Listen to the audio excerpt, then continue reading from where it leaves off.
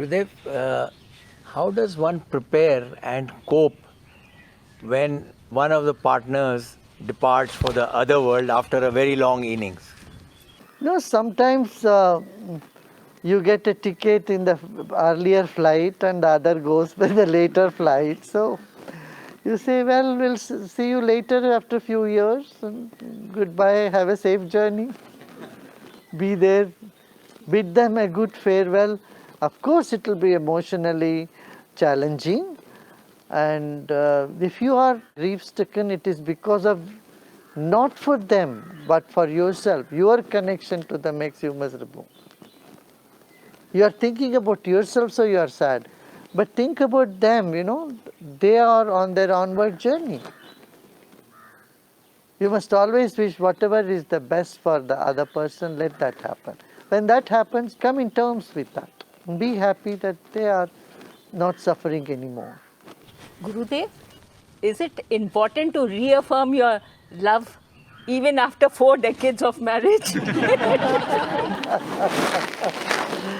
In our Vedic system, there is such a beautiful thing. The anniversaries are celebrated, and there is Shashti Abda Purti. After 60 years, and both couples, they remarry.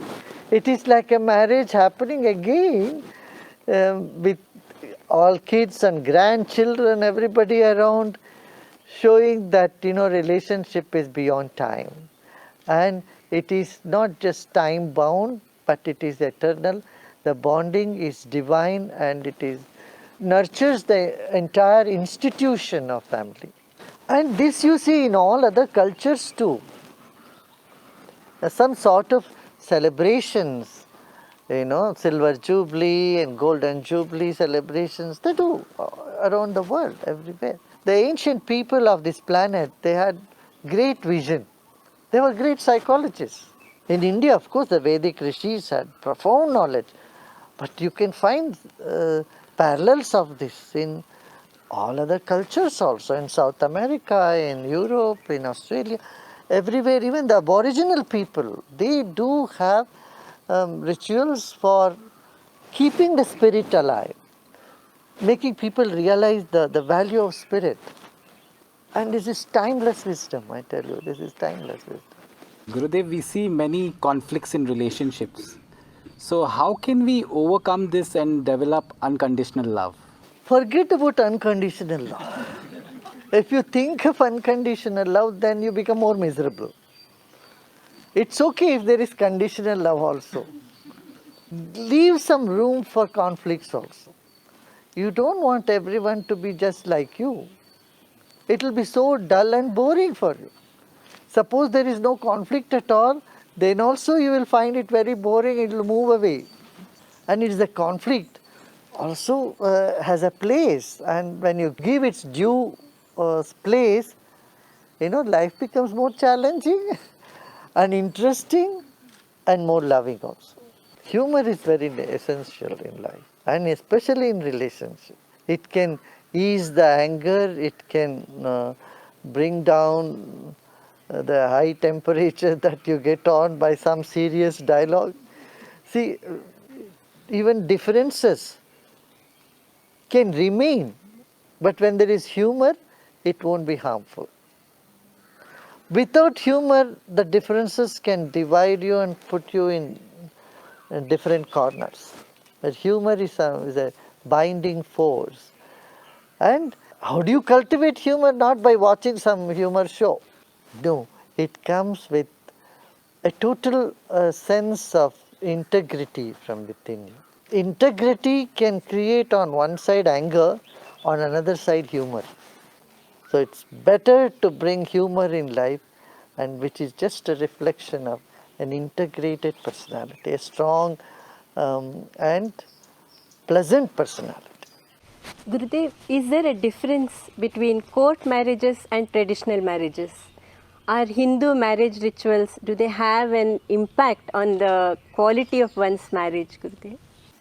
Well, court marriage is for legal purposes, but a ritual has some significance. Naming ceremony, marriage ceremony, final rites in life. All these rituals are profound and they do make sense, you know. And it is an emotional and spiritual bonding that happens in the Hindu rituals.